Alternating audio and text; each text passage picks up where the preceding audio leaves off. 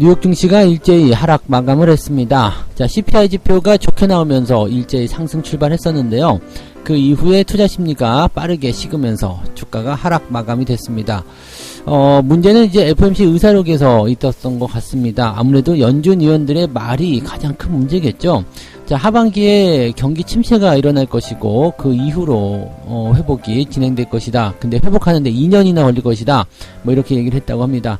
자, 이러한 부분들이 이제 시장에 대한 어떤 투자 심리를 조금 부담스럽게 만들어준 것 같은데, 미국 증시 정확한 하락 원인, 그 다음에 흐름들 좀 살펴보도록 하겠고요. 요즘에 자동차주들이 아주 잘 나가죠. 띠띠빵빵 막 그러면서 막 부릉부릉 상승의 시동을 걸어놓은 자동차주 달린다 뭐 이런 얘기 있는데, 현대차하고 부품주들이 굉장히 좋은 흐름들 보이고 있습니다. 자동차 관련주들 또 뭐 이렇게 계속 올라가는 거 괜찮은 건가? 네, 오랜만에 보는 상승이라 또 살짝 부담스러워 하실 수도 있겠는데, 어떻게 보는 것이 맞는 것인지 좀 알아보도록 하겠고요.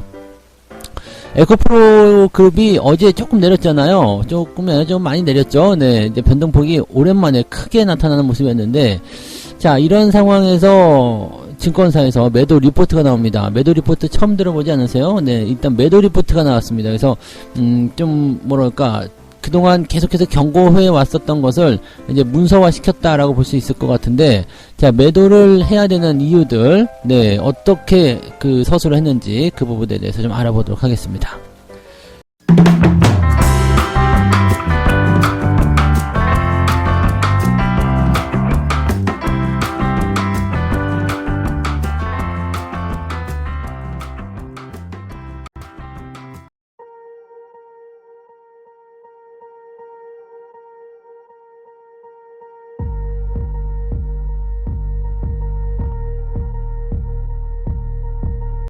네, 반갑습니다. 자, 오늘은 4월 13일, 네, 목요일입니다. 아침 시황 시작하겠습니다.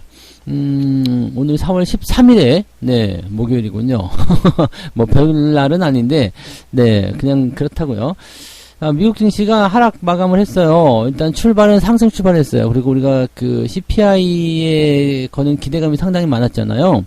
그래서 5.0 딱 발표, 예상치보다도 더 낮게 나왔어? 라는 그 생각들을 좀 하면서, 와, 좋다. 그러면서 일제히 상승 출발했어요. 다우지수, 나스닥 전부 다, 네, 빠밤 하면서 빨간불 들어와서 시작했는데, 상승하고 나서 뭐 얼마 지나지 않아가지고 버티지 못했죠. 쫙 밀려버렸는데, 그 밀려 내려간 이유가 FOMC 의사록. 자, 이렇게 해서 뭐 시장에 좋은 재료가 나오고 그 다음에 뒤이어서 나쁜 재료가 나오면서 주가를 끄집어 내렸다. 이렇게 봐야 됩니다. 다우지수는 마이너스 0.11%고요. 나스닥은 0.85% 하락을 했습니다. 기술주들이 일제히 상승 출발했지만 또 일제히 하락하기도 했습니다. 경기 침체 우려감. 그 다음에 이 침체 우려감에 의해서 전기차들 주가 하락도 좀 있어요. 테슬라하고 뭐 이런 기업들이 주가 폭락까지는 아니죠. 주가 하락이 계속 지속되는 그런 모습이 좀 일어났습니다. 테슬라는 요즘에 계속 그 자동차 가격 인하하는 이야기 나오고 있죠. 잘 안 팔린다는 이야기예요. 잘 팔리는 물건을 깎아줄 이유가 없거든요. 근데 잘 안 팔리기 때문에 내 물건값을 깎아준다 이렇게 생각하시면 됩니다. 그래서 이 침체 우려감에 더해서 최근에 이런 부진들이 계속적으로 좀 부담을 주는 것 아니냐라는 얘기를 하고 있는 거죠.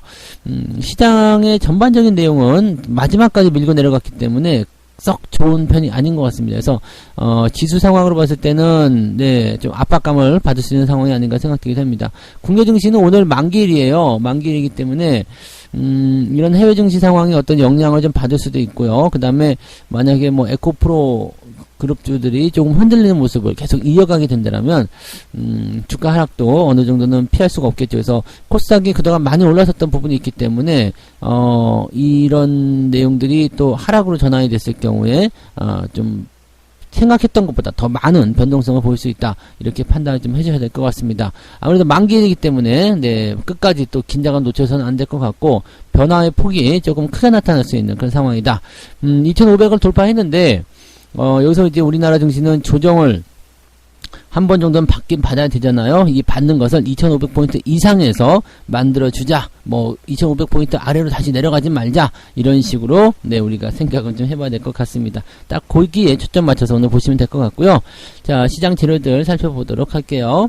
자, 3월 CPI가 전년 대비 5.0이 올랐다고 합니다. 그래서 2월에 6.0, 어디선 6.1이라고 얘기했었는데, 네, 6.0보다는 낮아졌다. 어쨌든 낮아졌다는 이겁니다.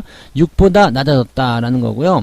시장 예상치가 5.1인 곳도 있고 5.2인 곳도 있었습니다만은 어쨌든 5.0이 수치상으로 나타났습니다. 그래서 이 부분으로 보면은 뭐 괜찮은 거죠. 네, 아주 좋은 효과라고 보시면 될 것 같아요. 그 다음에 뭐 전반적으로 봤을 때는 네, 이제 뭐 이 CPI 지표가 크게 내려가기 때문에 여기에 따른 기대감이 또 생길 수 있잖아요. 근데 변동성이 큰 에너지와 음식료 가격을 제외한 3월 근원 CPI는 지난해 같은 기간보다 5.6 정도 올랐습니다. 그래서 지난 그 번이 5.5였거든요. 근데 이거보다 높았죠. 여기서 이제 주목해야 되는 것은 변동성이 큰 에너지와 음식료 가격입니다.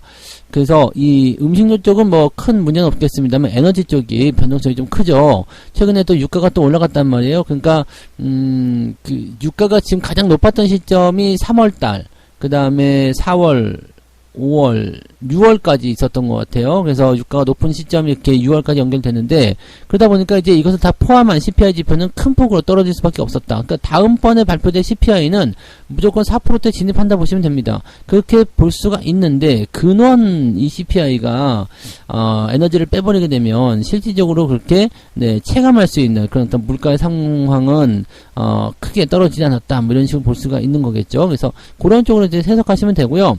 최근에 유가가 올라감에 따라서 이 CPI의 그 하락폭이 지금은 1% 정도 내려갔지만 다음번에는 이 정도까지 내려가지 않을 거다라고 생각하시는 게 맞습니다. 그래서 살짝 이제 이 하반기 경기 침체 우려감에 대한 부분들이 이제 여름철 지나고 나면은 실제로 이제 지표상에서 이전 뭐랄까 인플레이션의 어떤 하락 속도가 둔화되는 것이 느껴지면서 부담감을 좀 줄 수 있습니다. 그러니까 계속해서 랠리가 나오기는 좀 어려운 부분이지 않을까 생각되고요. 뭐 그거 당연한 거죠. 뭐 어느 정도까지 올라가면 또 조금씩 조정을 받고 그 다음에 또 다시 올라가고 이렇게 하는 것이 맞는 거기 때문에 이게 이제 정상화되기까지는 계속 이런 등락을 거듭해야 된다는 것을 참고하시면 되겠습니다.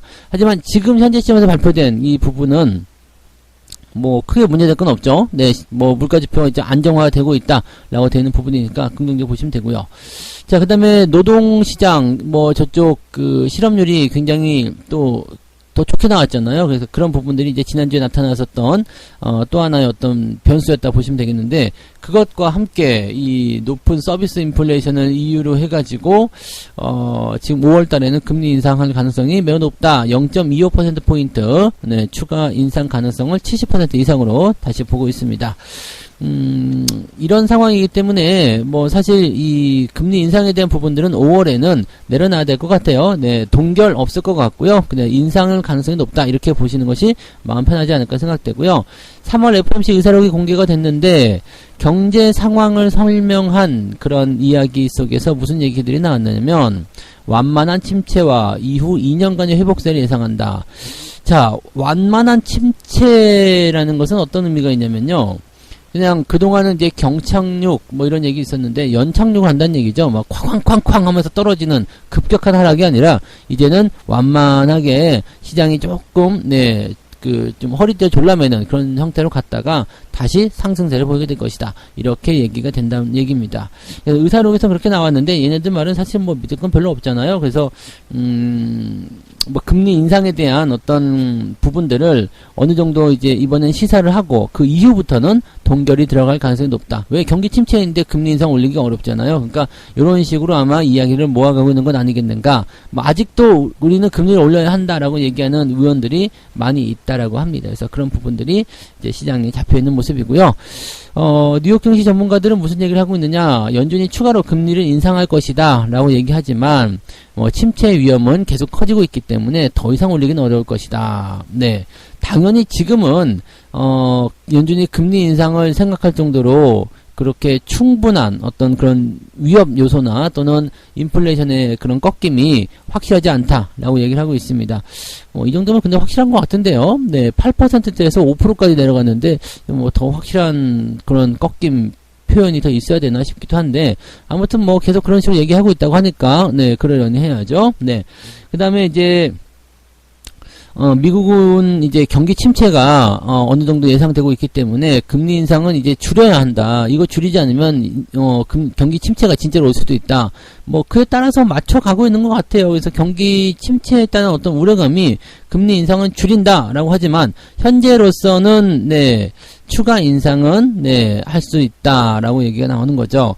네, 아직 금리 인하를 할 필요는 없지만 추가 인상을 해서는 안 된다라고 말도 하지만 네, 인상을 하게 될 가능성이 매우 높게 나타나고 있습니다. 그래서 여기에 대해서 이제 말들 많은데 이제는 네, 할 이야기가 이제 금리밖에 없을 것 같아요. 연준 네, 이 5월 초에 시작되기 때문에 아마 2주 동안은 또 북적북적하면서 그걸 가지고 뜯어먹겠죠. 근데 제 생각에는 뭐 특별하게 이슈가 없다고 그러면 네, 지수가 크게 하락할 이유도 없습니다. 그래서 뭐 금리를 가지고 계속 이야기하고 뭐 다른 것들을 하겠지만 뭐 지금은 특별하게 악재가 나올 만한 소식은 없잖아요. 그러니까 편안하게 그냥 주가 보시는 게 더 유리할 것 같습니다. 이 정도 시점에서 더 오르지 않고 또 내리지도 않고 유지만 잘해준다라면 기업들 실적이 중요한 네, 지표가 좀 작용될 가능성이 있고요. 1분기 실적은 대체적으로 4분기에 비해서 좀 상승했을 것이다. 최악을 지난다. 이런 평가들이 많기 때문에 대체적으로 4월달 주가는 네, 후반부로 갈수록 더 조금씩 더 올라가는 형태로 가지 않겠는가. 아니면 올라가지 않더라도 현재 수준을 좀 지탱해주는 그런 지지점 역할을 좀 단단히 만들어주지 않겠는가. 이렇게 보시는 게 맞을 것 같아요. 네. 자, 두 번째 이야기로 한번 넘어가 보죠. 네, 간만에 상승 시동건 자동차주. 자동차 종목들 갖고 계신 분들은 요즘에, 행복해요. 이런 얘기 나올 것 같아요. 네, 왜냐면 이제, 현대차가 좀 많이 올랐죠. 현대차가, 제법 올라가면서, 지금 19만 8천원까지 올라갔어요. 네, 잘하면 20만원 돌파가 가능하겠죠. 기아도 마찬가지고요. 네, 8만원, 8만 6천원까지 올라서 9만원대 이상 올라가지 않겠느냐라는 생각도 나옵니다. 외국인들이 이 현대차와 기아를 768억, 96억 이렇게 순매수를 해줬다는 얘기도 굉장히 고무적입니다. 뭐 삼성전자도 많이 사들이고 있지만은 네, 현대차와 기아차도 사들이고 있다는 거. 외국인들이 사고 기관이 사고 그러면은 개인들이 또 팔았다는 얘기는 마찬가지인데 아무튼 뭐 대형주 쪽에서는 개인들이 요즘에 계속 빠져나가서 저 에코프로 쪽으로 계속 달려가고 있기 때문에 지금 코스피 쪽에서는 네, 완전히 이 대형주들이 외국인들의 그런 잔치판이 됐습니다. 먹을 거리가 충분하다. 뭐 빈집털이 들어가는 것처럼 그냥 쑥쑥 들어가가지고 아무나 막 눌러 앉는 거예요. 네. 이렇게 되면은 대기업들 지분에 외국인들이 하나씩 박혀 들어가기 시작하면서, 약간 이제 개인들을 몰아내는데 성공한 그런 전략들이 이번에 나오지 않았을까라고 생각이 듭니다. 최근에 실제로 이제 2차전지 쪽 그동안 아무리 주식을 때려도 안 나가던 개인 투자자들이 2차전지 올려놓으니까 그 부분으로 다 넘어가는 바람에 네, 빈집이 많이 발생했죠. 이쪽으로 많이 들어왔다 보시면 되겠습니다. 뭐 이 자동차가 올라간 이유는 현대차의 퉁큰 투자라고 되어 있습니다. 지금 현대차, 기아, 그 다음에 현대모비스 이 세 아이들이 무엇에 했느냐 2030년도까지 무려 24조 원을 투자하겠다. 네, 글로벌 전기차 생산량은 364만 대까지 확보하겠다. 연간요. 네, 연간 생산량입니다. 어마어마한 거죠. 그래서 이 정도까지 나오려면 얼마나 엄청난 투자가 일어나야 되느냐. 이렇게 되다 보니까 관련한 종목들이 많이 움직였다라고 우리가 평가를 해볼 수가 있는 부분이 되겠죠. 그래서 증권사에서는 이제 현대차, 기아 이것을 필두로 해서 자동차 관련주가 본격적으로 상승할 것이다 라고 얘기하고 있고 실적도 아주 좋다고 그러죠. 지금 이미 삼성전자보다 높게 나온 것은 당연한 얘기인데 현대차가 1분기 영업이익이 2조 7천억입니다. 네, 이거 장사 잘했다는 얘기예요. 2조 7천억 나왔다는 얘기고 기아도 2조 2천억. 와, 기아가 2조 2천억이면은 네, 현대차보다 괜찮은 건데 지금 시총이 조금 낮잖아요. 더. 근데 거의 비슷하게 나왔으니까 기아가 더 잘 팔린 거네. 장사 더 잘했네요. 그래서 요 정도 나와 있다라고 일단 얘기가 되고 있고 시장에서는 이제 현대차, 기아차가 올해 1분기에는 삼성전자 제낄 것이다 이렇게 나와 있는데 자, 지금, 네, 올해 1분기 영업이익이 2조 7천억이면은, 뭐, 보수적으로 잡더라도 지금 2분기, 3분기, 4분기 전부 다 1조 원씩만 나와줘도 5조 원대가 넘잖아요. 거의 6조 가까이 나온다는 이야기인데, 영업이 6조 원 정도면은 뭐 영업이 곱하기 10 정도 하면은 대충 나온다 그랬죠. 그래서 이 정도면은 한 60조 정도 예상할 수 있는 부분이 된단 말이죠. 그러니까 자동차가 지금 보면 이제 막 현대차가 40조 원 막 넘어갔죠. 그러니까 앞으로 한 10조 원 정도, 한 20% 정도는 더 상승할 수 있는 전망이 있지 않겠는가라고 생각할 수가 있겠죠. 약간의 어떤 그 변수를 생각한다고 하더라도 올해 한 20% 정도 더 상승할 수 있다. 그러면은 지금 현대차가 현대차 주가를 상황으로 봤을 때 20만원 정도 수준에서 20% 정도 올라간다. 그러면 한 24, 5만원 정도까지 목표 주가를 제시해 볼 수 있는 상황이지 않을까, 이렇게 볼 수가 있겠죠. 네. 지금 대신증권 쪽에서는 뭐라고 했냐면 자동차 업종의 실적 추정치가 상승한 것과 대비해서 주가 상승이 제한됐었다. 네, 라고 얘기하고 있으면서 점점 올라갈 것이다 얘기가 되고 있고요. 자, 여기서 우리가 중요하게 봐야 되는 거, 모든 자동차가 다 올라가진 않을 겁니다.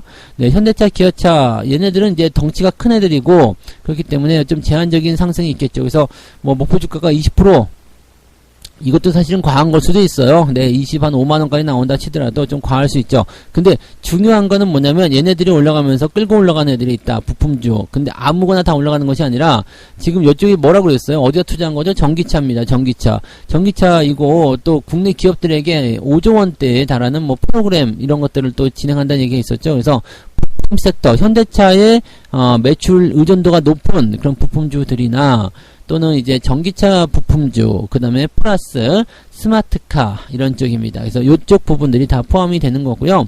여기서 한 가지 더 크게 들어가 본다면 전기차에 요즘에 뭐가 달려요? 네, 아날로그가 아니라 디지털이 달립니다. 무슨 얘기냐면 네, 패널이죠. 패널, 디스플레이 패널. 그래서 디스플레이 관련주나 또 이런 전장 부품을 하는 전자회사들까지도 같이 움직일 수 있습니다. 그래서 이게 바로 전차 군단이라고 보시면 되는 겁니다. 이게 이제 하반기, 이제 상반기 지나가면서 하반기로 넘어가는 이 올 한 해 동안에 시장을 이끌어갈 수 있는 주도주 역할을 할 수 있는 가능성이 있습니다. 그래서 이쪽 전차 군단은 어차피 작년도부터 계속적으로 우리가 말씀을 드려왔고 준비를 해왔고 또 실적도 뭐 지금 수익률이 제법 잘 나오고 있기 때문에 이런 부분들은 그냥 너무 서두르지 마시고요. 올라갔다 내려갔다, 지금 최근에 많이 올랐기 때문에 또 내려갈 수 있거든요. 그러니까 이런 오르고 내리는 것에 일희일비하지 마시고 조금 길게 보면서 대응하시면 괜찮을 것 같아요. 아직 주가들이 많이 올라온 게 없기 때문에 어느 정도까지는 주가가 상승해 줘야지 분위기가 살아날 것이다, 더 좋아질 것이다 라고 보시면 되겠습니다. 조금 더 긍정적으로 보셔도 괜찮을 것 같아요. 자, 세 번째 이야기 넘어갑니다. 에코프로가 지금 매도 의견이 나왔다는 건데, 매도 의견은 되게 오랜만에 봐요. 증권사에서 나오는 매도 의견. 이 매도 리포트는 사실은 웬만해서는 내지 않아요. 뭐 회사에게 악감정이 있다거나 또는 아니면 뭐 그런 경우가 아니면은 증권사는 매도 의견을 내지 않습니다. 근데 매도 의견이 나왔다는 것은 이례적일 수 있다라고 볼 수가 있겠죠. 네. 자, 한국거래소에 따르면 에코프로는 이게 주가 좀 많이 빠졌어요. 지금 16.78% 어제 빠졌거든요. 그래서 64만원에 거래를 마쳤다고 되어 있습니다. 뭐 에코프로 BM도 좀 내렸어요. 에코프로 BM도 내렸고 2차전지 관련주들이 많이 내렸죠. 에코프로 HN도 네, 뭐 10% 정도 내렸었고요. 그 다음에 LNF도 많이 내렸었고, 뭐 이렇게 되어 있는데 가장 중요하게 보는 것이 이제 에코프로 그룹주 중에서 두 개죠. 에코프로와 에코프로 BM 이 두 개인데 얘네가 이제 주가가 크게 떨어지는 모습이 좀 있었다는 얘기죠. 바로 어제 그저께였죠. 그저께 82만원까지 신고가를 찍고 갔던 종목이 갑자기 64만원 빠졌다. 변동폭이 너무 큰 거 아니냐 얘기가 되는 거고, 이런 부분 속에서 이제 약간 패닉셀 같은 거 나올 수 있겠죠. 네, 고점에서 던지거나 또는 그동안 이제 수익률을 계속 쌓아왔었던 그런 투자자들이 이제는 됐어, 이쯤에서 먹고 빠질래 라고 한다라면 오늘도 빠지면 그게 더 나올 가능성이 높거든요. 그러니까 약간 투매라는 것은 집어 던진다는 건데요. 이게 나오게 되면 매도가 매도를 부르게 되거든요. 보통 기관이나 외국인 자금들은 매도를 치더라도 계획적으로 치기 때문에 뭐 그냥 감정적인 매도를 잘 안 하는데, 개인들 같은 경우는 다 따로따로잖아요. 덩어리가 아무리 크더라도. 그래서 한 명이 이탈하면서 거기에 따른 어떤 공포감이 확산이 되면 다른 사람들도 던지게 되어 있어요. 그래서 그런 쪽으로 수익을 뺏길까봐 팔기도 하겠고 손실이 더 커질까봐 팔기도 합니다. 그래서 그런 부분들이 투매로 연결돼서 변동성을 좀 키울 수가 있죠. 지금 포모 현상이라고 했습니다. 나만 놓고 가냐라고 하면서 막 올라가는 그런 부분에 탑승하는 사람들, 이런 사람들에 대한 부분들이 많았었는데, 이제 폭탄 던지기가 끝났냐 이런 생각이 좀 들기도 하는 모습이기도 합니다. 아직까지 뭐 올라가는 것에 대한 의견도, 이제 그 개인 투자자들 의견도 조금 바뀐 것 같기는 해요. 네, 계속해서 올라간다 이런 쪽으로 베팅을 계속하는 것이 아니라 옛날부터 매수한 사람들은 수익률이 뭐 600%, 900%, 1000% 이렇게 나와 있는데 뭐가 걱정이냐 이런 식으로 의견이 나오고, 이들 사이에서도 이제 얘기가 나오는 게 고점에서 들어간 욕심쟁이들의 그런 문제일 뿐이지 우리는 문제 없다 이런 식으로 하는 거죠. 불과 얼마 전까지만 하더라도 그런 게 없었어요. 어차피 더 간다, 실적 봐라, 엄청나지 않냐, 막 이런 식의 얘기. 물론 그런 얘기도 지금도 나오고 있겠습니다만, 이 에코프로를 찬양하는 이런 그 의견들이 조금은 네, 양상이 좀 달라졌다 정도로 보시는 게 맞습니다. 자, 증권사에서는 지금 매도 의견이 나왔습니다. 사실상 뭐 중립 투자 의견을 보고서를 내는 그런 증권사들도 여러 나오기 시작했는데, 하나증권에서는 매도 의견이 나왔습니다. 매도해라 이렇게 얘기가 나왔고, 목표 주가가 45만원을 제시했습니다. 45만원은 근데 변동수 몇 번만 나와버리면 나올 수 있는 거라서 조금 뭐 이렇게 되면은 가능성이 있을 수도 있지 않을까 생각합니다. 얘네가 지금 그거 보고 매도 리포트 낸 거 아닌가 생각합니다. 자신있게 내놓는 이유는 단기적으로 달성 가능성이 있지 않을까. 단기적 변동성에 대한 부분을 생각한다면 뭐 그 정도, 사실 50만원대 아래로 내려갈 가능성도 있잖아요. 지금 64만원이니까 네, 충분히 가능성이 있죠. 그러니까 그렇게 뭐 나오게 되면 투매를 예상해서 이렇게 목표 주가를 제시한 게 아닌가 싶기도 하고요. 뭐 여러 가지 부분에서는 이제 증권사에서도 조심스러운 얘기합니다. 뭐 좋은 기업이면 틀림없다, 성장성에도 괜찮다, 뭐 다 좋다 이런 식으로 얘기를 일단 하고 있어요. 네. 그런데 문제는 뭐냐면 그 좋긴 좋은데 60개월 84개월 그 이후까지 이것을 그 나아가가지고 주가에다 반영시키는 것은 이거는 조금 네, 리스크하다라는 식으로 얘기하는 것, 조금 아니라 좀 많이 리스크하다라고 되어 있습니다. 지금 2030년도 시즌의 실적까지 주가에 반영을 해버렸다고 하니까 약 7년 후가 되거든요. 7년 후. 7년 후 정도라고 생각하면은, 네, 그럼 또 다시 7년 동안 손가락을 빨아야 되는 상황인 거죠. 그러니까, 이 적정 주가라는 것은요, 이 기업이 가지고 있는 어떤 캐파의 크기라든지, 그 다음에 이 기업이 가지고 있는 덩치, 이런 것들을 얘기하는 건데, 지금 그것을 너무 크게 넘어섰다라고 얘기하는 거죠. 그러니까 그런 부분을 생각했을 때, 지금 현재 시점은 고평가가 맞다. 고평가는 반드시 주가의 조정으로 이어진다. 이런 것들이 뭐 시장의 역사이기도 하고, 뭐 자연스러운 그런 부분이기 때문에, 이 단기적 조정을 좀 피하기 어려울 것이다라는 전망이 대부분 나오는 것 같아요.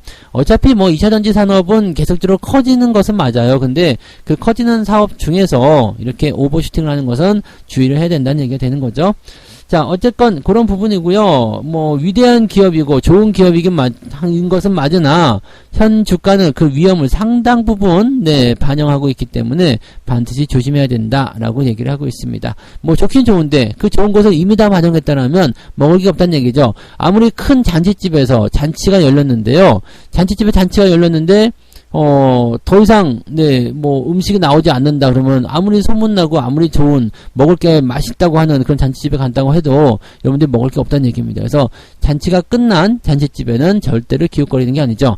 이제는 에코프로라든지 이런 부분에 대해서 살짝 생각해 볼 필요가 있는 게, 수익이 많이 나신 분들은 지금 차익 실현은 어디서 들어갈까, 내일이라도 팔아먹을까, 라고 생각하실 거예요. 왜냐면, 900%, 1000% 이상 나온 분들은요, 지금 10%만 빠져도 주가가, 네, 막, 한 60, 70%씩 막 그 수익률이 떨어져 나가거든요. 그러니까, 이렇게 되면은 좀 아깝단 말이죠. 그러니까, 이렇게 되면은, 네, 팔아야 되겠다, 이 생각하고 있을 거고요. 또, 고점에 들어가신 분들은 단기간에 그냥 16%, 뭐 20%, 뭐, 많게는 한 30%씩 빠질 수도 있겠죠. 네, 순식간에 이렇게 빠지게 되면은 또, 손실이 커지기 때문에, 반대매매 우려감도 있죠. 요즘에 비트가 많이 들어왔잖아요. 그래서, 반대매매 우려감도 있고, 막, 그런 부분들이 있어서, 단기간에 나타나는 매도는 또 피할 수 없지 않을까 생각합니다. 물론, 밑에서 받아주는 어떤 개인들의 물량도 굉장히 많을 수가 있겠습니다만, 이런 것들은, 네, 한번 고민을 해보셔야지 맞지 않을까 생각이 좀 들어요. 네, 소문난 잔치집에는 가지 않도록 하자. 이 얘기를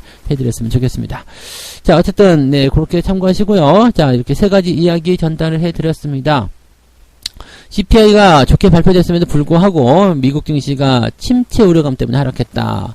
네, 근데 침체 우려감은 뭐 늘 있었던 거고요. 네, 침체 얼굴을 본 적이 없기 때문에 우리는 뭐 크게 걱정하실 필요 없습니다. 다만 단기적으로 조정 양상에 대한 부분들, 그 다음에 옆으로 조금 횡보가 들어가야 되는 그런 형태의 움직임들은 나올 수 있겠다. 희한하게, 정말 희한하지 않습니까? 좋은 소식이든 뭐 이렇게 나온다고 하는데도 만기일이 딱 되면은 이렇게 조정을 받을 만한 어떤 핑계거리나 이유거리가 꼭 생긴다는 거죠. 희한하죠. 그 다음에 지금 전기차 같은 분들도 마찬가지예요. 이쪽 시종 상위가 좀 내려가면서 이 투자 심리가 확 가라앉잖아요. 그리고 대형주가 내리니까 시장이 좀 떨어지는 상황이 벌어지고, 야, 이런 것들은 정말 어떻게 이렇게 딱딱 맞추는지 진짜 이거는 의심이 될 수밖에 없어요. 네, 니네 이거 시간 보고 이렇게 딱딱 맞춰서 악재 내고 호재 내고 반등 나오고 이렇게 하는 거냐라는 생각. 그럼 왜 다 지금 사전에 예정된 작업이 아니냐 이렇게 생각이 들 수도 있다니까요. 네, 아무튼 뭐 그런 거고요.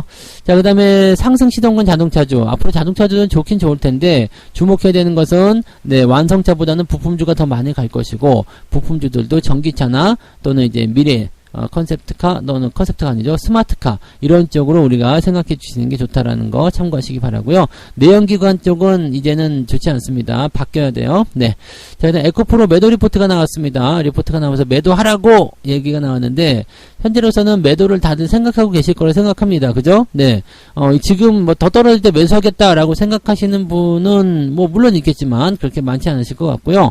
네, 지금 수익이 많이 나오신 분들은 매도를 쳐야 되겠다. 그 다음에 손실 많이 나는 사람들은 손실이 더 커지기 전에 매도 쳐야 되겠다. 뭐 이런 생각도 하고 계실지 모르죠. 위에서 물린 사람들이 물타기로 들어갈런지 모르겠습니다만 변동폭은 피하기가 어려울 것 같기 때문에 주의를 좀 하셨으면 좋겠다. 이 말씀을 드리겠습니다. 네.